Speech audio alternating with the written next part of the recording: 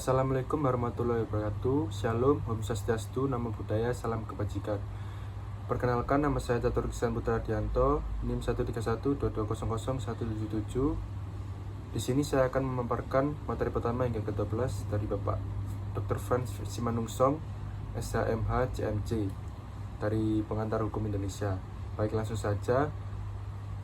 Hukum menurut hidup yang mengatur tata tertib dalam suatu masyarakat dan seharusnya ditaati oleh masyarakat yang bersangkutan karena pelanggaran terhadap petunjuk hidup itu dapat menimbulkan tindakan dari masyarakat.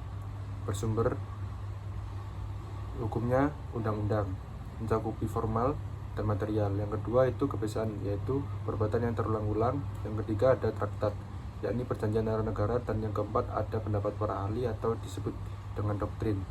Yang kelima ada jurisprudensi, putusan peradilan tertinggi, klasifikasi hukum dan konsep-konsep dasar hukum dalam hukum Indonesia. Yang pertama ada sifat yang mencakupi hukum memaksa dan mengatur. Dan yang kedua ada materi tentang hukum publik dan privat. Yang ketiga ada bentuk-bentuk, itu ada dua. Yang pertama ada hukum tertulis, hukum yang tertulis dalam contohnya KUHP, KUHP Perdata, dan lain sebagainya. Dan yang kedua ada hukum tidak tertulis, yaitu hukum yang tidak ditulis dalam undang-undang, contohnya hukum adat.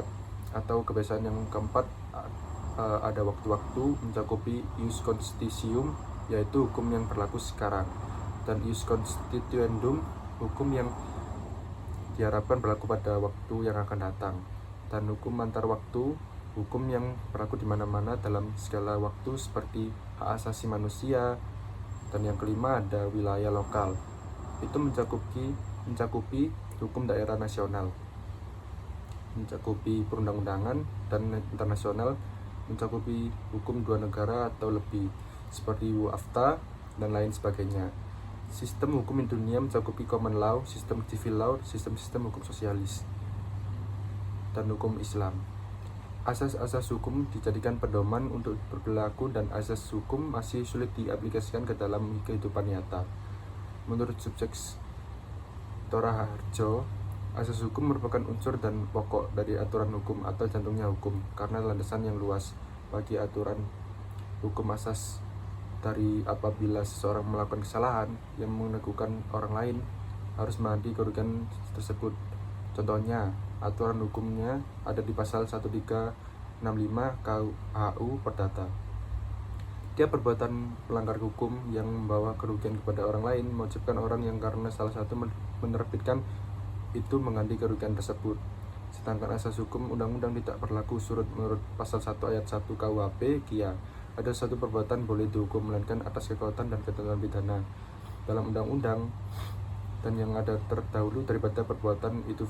Fungsi asas hukum yang pertama menjaga ketaatan asas.